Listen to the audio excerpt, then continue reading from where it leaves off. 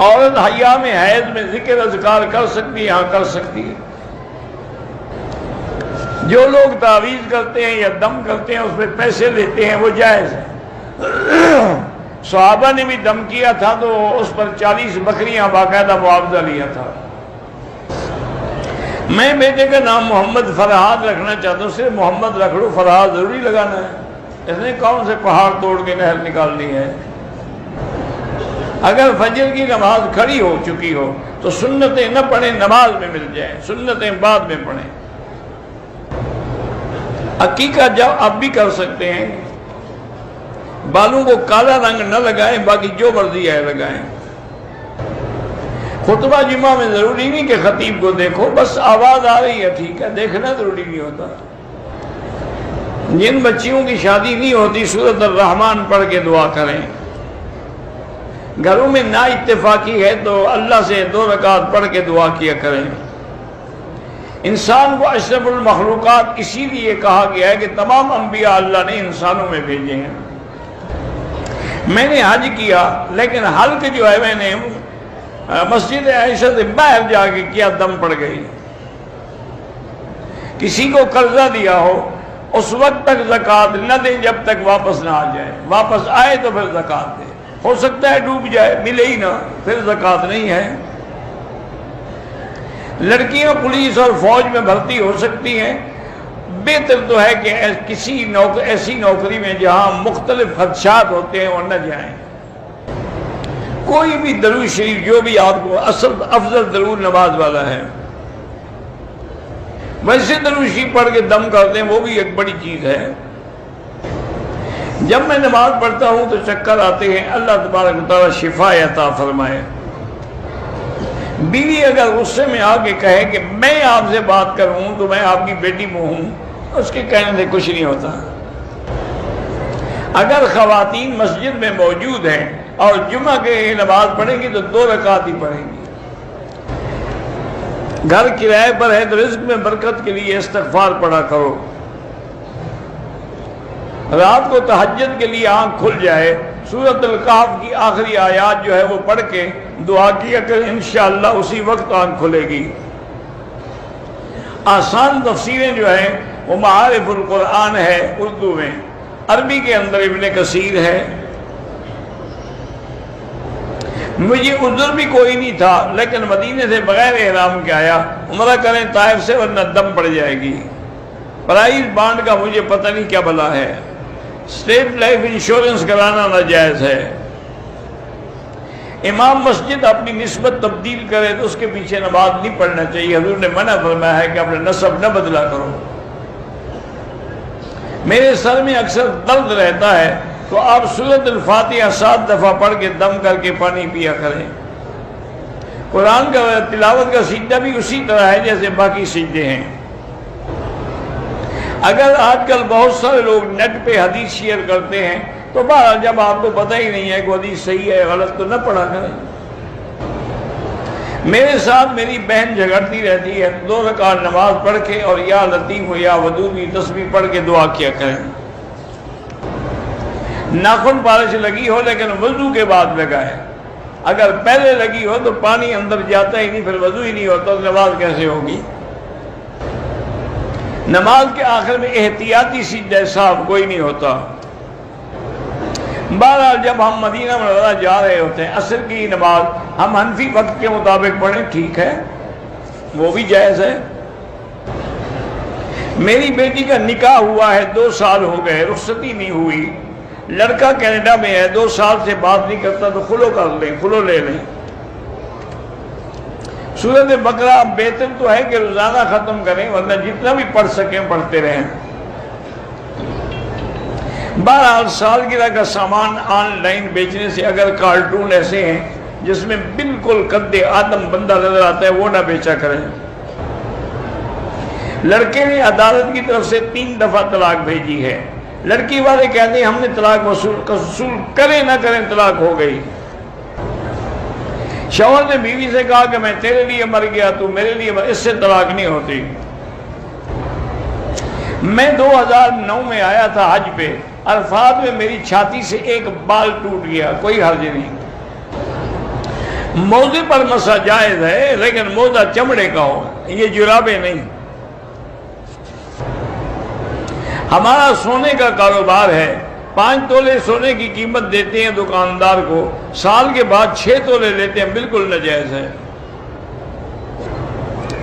ایک آدمی کی 2 بیویاں ہیں، پہلی بیوی کے بیٹے نے والد کو پیسے دیے تھے کہ میری والدہ کو عمرے پہ لے جائیں، اب وہ خود چلا گیا، اس کو نہیں لے آیا، تو اس کے ذمہ ہے یہ بات، اس کو عمرہ کرائے۔ میں ایک مرتبہ یلملم میقات پہ گیا بھائی کو ملنے کے لیے، اگر کاروبار کے لیے گیا یا ملنے کے، اس میں انشاءاللہ عمرہ نہیں کیا، دم نہیں پڑے گا۔ بہرحال کسی نے 3 طلاق کی قسم اٹھائی، حنفی مسلک میں تو ہو جائے گی۔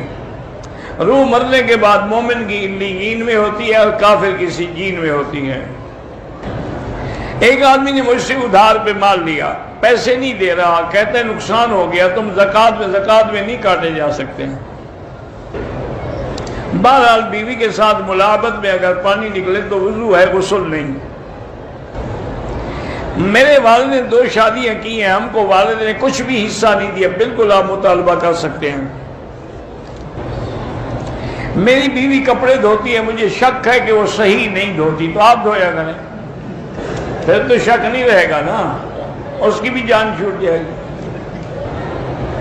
کہتے ہیں کہ ہم سلنڈر کا کاروبار کرتے ہیں، ایک دے کے آتے ہیں، جب وہ خالی ہوتا ہے تو پھر ہم دوسرا لے جاتے ہیں، لیکن اس میں کچھ نہ کچھ گیس باقی رہتی، کوئی بات نہیں، اپنی طرف سے تو اگلے بھی پورا خرچ کرتے ہیں، لیکن کوئی بچ جائے تو اللہ کے ہاتھ میں ہے۔ والد صاحب 3 سال سے کومے میں ہیں، ان کا پیشاب وغیرہ صاف کرتے ہوئے ان کے صدر پہ نظر پڑتی ہے، کوئی بات نہیں، وہ معاف ہے۔ میری شادی ایک نفسیاتی ذہنی مریضہ سے ہو گئی، لڑائی جھگڑا شور شرابہ کرتی، میری زندگی عذاب ہے، تو دے دے طلاق، جان چھوڑوائیں۔ میرے سسرال والے میرا گھر توڑنے پر لگے ہوئے، اللہ سے دعا کریں۔ میرا شوہر ان کی ہر بات مانتا ہے، میرے 4 بچے ہیں، تو 2 رکعت نماز پڑھ کے دعا کیا کریں کہ اللہ آپ کے خاوند کو ہدایت دے۔ وہ میں نے وہی بتایا ہوا ہے پہلے، لیس لہا من دون اللہ کاشفہ۔ بیوی کے بھی وہی حقوق ہیں، اللہ نے فرمایا لہن مثل الذی علیہن بالمعروف، جیسے خاوند کا حق ہے ویسے بیوی کا بھی حق ہے کہ آپ اس کی عزت، عفت، سکنا، کھانا پینا، کپڑا سب دیں اس کو۔ اگر خواب میں آپ کو کوئی صورت بتائی گئی ہے تو وہی پڑھا کریں۔ غیر مسلم کی لڑکی سے نکاح جائز ہے اگر یہودی یا نصرانی ہے، اگر ہندو سکھ ہے تو جائز نہیں۔ بہرحال آپ نے جو کچھ سنا ہے، ہر بات ہر وقت نہ پوچھا کریں نا۔ اگر والد صاحب دین کی تبلیغ سے منع کرے پھر ان کی بات نہیں ماننی چاہیے، ان کو قائل کریں۔ دین کے خلاف کسی کی بات نہیں مانی جاتی۔ لا طاعت لمخلوق فی معصیت الخالق۔ اونچی آواز میں ذکر کریں، اونچی میں کریں، آہستہ کریں، جیسے لبیک اونچے میں پڑھا جاتا ہے، باقی ذکر آہستہ کیے جاتے ہیں، سب جائز ہے انشاءاللہ۔ اذان سے پہلے صلاۃ و سلام پڑھنا بدعت ہے، نہ قرآن میں ہے نہ حدیث میں۔ جادو کا علم جادو کے توڑنے کے لیے بھی نہ سیکھیں، کیونکہ اسی میں پھر بندہ مبتلا ہو جاتا ہے۔ میرا پہلا عمرہ عصر کے بعد ہوا، عصر مغرب کے درمیان نماز پڑھنا مکروہ ہے، طواف کے بعد 2 رکعت نماز پڑھنا بھول گیا تو اب عمرہ آپ کا ہو گیا، 2 رکعت پڑھ لو بس۔ دوسرے عمرے کے وقت میں نے حلق دوسرے دن کرایا، اگر کپڑے پہن لیے تھے اور حلق دوسرے دن کرایا دم پڑ گئی۔ اگر احرام کی حالت میں غلطی سے خوشبو والے صابن سے ہاتھ دھوئے تو 2-4 ریال صدقہ کر دیں۔ طواف جو ہے نفل کے طواف ہے کہ نفل نہیں ہوتے، واجب ہوتے ہیں، وہ بھی افضل یہی ہے کہ مغرب کے بعد پڑھیں، ورنہ مغرب کی اذان کے بعد نماز سے پہلے چونکہ یہاں وقت ہوتا ہے وہ پڑھ سکتے ہیں۔ طواف وداع جانے سے پہلے جتنا جلدی ہے یعنی آخری کام وہی ہو، اور عمرے میں طواف وداع ہوتا ہی نہیں۔ جامعہ سرالم کبیر والا خان والا سے محتمم مولانا عمر فاروق سے بیمار، اللہ شفا کاملہ عطا فرمائے، وہ ایک بہت بڑا دینی مدرسہ ہے، اس کی بہت بڑی تاریخ ہے، میں بھی گیا ہوں الحمدللہ اس مدرسے میں ایک دفعہ۔ عورت کو حیض کی بیماری ہو اور وہ طائف جانا چاہتی ہے تو نہ جائے، ورنہ اس کو نیت کرنی پڑے گی عمرے کی، پھر بیٹھی رہے گی اسی عمرے میں، کوئی ضروری تو نہیں نا کہ طائف جائے۔ حضرت موسیٰ علیہ السلام مصر سے بھی تو گزر گئے نا دریائے نیل سے، پھر اللہ پاک ان کو لے آئے مصر میں، لیکن راستے میں انہوں نے چونکہ انکار کیا تو اس لیے پھر میدان تیہی جو ہے نا صحرائے سینا میں بھٹکتے رہے۔ کوئی آدمی نماز پڑھتا ہے لیکن نماز میں جو پڑھتا ہے اس کا ترجمہ اس کو نہیں آتا، پھر بھی نماز ہو جاتی ہے۔ طواف کے دوران میں کسی بزرگ کی ویل چیئر چلا سکتے ہیں، بالکل چلا سکتے ہیں۔ مغرب کی اذان کے بعد افضل تو یہ ہے کہ 2 رکعت نہ پڑھیں، لیکن جو پڑھتے ہیں ان کے لیے بھی ایک روایت ہے کہ بین کل اذانین صلاۃ۔ سعید کو شہید کے گھر سے نکاح کرنا ضروری ہے؟ مجھے نہیں پتا کیا مطلب شہید کو شہید کے گھر سے، یعنی اچھے کو اچھے کے گھر سے، یوں لکھو گے تو ٹھیک ہے۔ ختم شریف پڑھ سکتے ہیں، جو آج کل مولویوں نے بنایا ہوا ختم صغیر ختم کبیر، یہ بدعت ہے۔ مسلمان قبروں کی زیارت کر سکتے ہیں لیکن قبروں پہ سجدہ بھی نہیں کر سکتے، پھول بھی نہیں چڑھا سکتے، چادریں بھی نہیں ڈال سکتے اور ان سے حاجتیں بھی نہیں مانگ سکتے۔ میں چاہتا ہوں کہ میرا رزق مکے میں اللہ سے مانگتے رہو۔ ہم مقبوضہ کشمیر میں ہیں اور اس پر کشمیری مسلمانوں پر ظلم و جبر کی تلوار برس رہی ہے، اللہ تعالیٰ ان کی مدد فرمائے۔ آج 70 دن ہو گئے ان کے کرفیو کو اور وہ بند ہے بیچارے۔ کہتی کہ کوئی نوجوان عورت اگر ان کا بوڑھا پیر ہے، مرشد ہے، تو اس کو وہ یہ کہہ سکتی ہے کہ آئی لو یو، میں آپ سے محبت کرتی ہوں، فکر نہ کرو۔ وہ بوڑھا جوانوں سے بھی زیادہ خطرناک ہے، تم بھی اسی لیے اس کو آئی لو یو کہہ رہی ہے۔ مجھے کبھی کہا ہے؟ تمہیں پتہ ہے کہ وہ اس قابل ہے، توبہ کرو۔ میری بیٹی کا شوہر ناروا سلوک کرتا ہے، غصے میں ہمیشہ طلاق کی دھمکی دیتا ہے، تو یا لطیف ہو یا ودود اللہ کے نام ہیں، روزانہ ہر نماز کے بعد ایک تسبیح پڑھ کے دعا کیا کریں۔ ندوہ میں ایک بڑے فتنہ ہے، بس دعا کریں کہ اللہ تبارک و تعالی تمام دینی اداروں کو ہر فتنے سے محفوظ فرمائے۔ اب یہ دشمنوں کی چالیں ہیں کہ وہ ہمارے دینوں اداروں کو توڑنے کے لیے وہاں فتنے پھیلاتے ہیں، اللہ محفوظ رکھے۔ کہتے ہیں مصر میں فرعون کی راج دیکھیں، وہاں آرام مصر ہے، آپ بھی جا کے دیکھ سکتے ہیں، کوئی دیکھنے والی چیز ہے؟ وہ تو پتھر بن گیا نا، کوئی بندوں کی حالت میں تھوڑا پڑا ہوا ہے۔ اور وہاں تو کئی فرعون پڑے ہیں۔ لیڈیز نے سائی کرنے کے بعد حرم کے بعد روم میں لیکوڈ صابن سے ہاتھ دھوئے ہیں، 12 یاد خیرات کر دیں۔ کہتے ہیں کہ صبح اٹھتے ہوئے اگر 129 مرتبہ سورۃ کوثر پڑھے تو اس کی نسلیں جو ہے نہ فقیر ہوں گی نہ غریب، اللہ عالم۔ 12 سورۃ کوثر قرآن ہے، اس کا فائدہ ہی فائدہ ہے۔ اللہ ہر مسلمان کی بیٹیاں جو بیچاری جن کے رشتے نہیں ہیں اللہ آسان کرے، اور سب کو اللہ خیر کے اور رحمت کے رشتے عطا فرمائے۔ میں نے مدینہ جاتے ہوئے طواف الوداع کر لیا تھا، مدینہ سے آتے وقت احرام باندھ لی، مجھے حیض آ گیا، اب میرے جانے کا وقت ہے۔ آپ نے چونکہ نیت کر دی، اب آپ نہ جائیں، بیٹھی رہیں، جب پاک عمرہ کر کے جائیں۔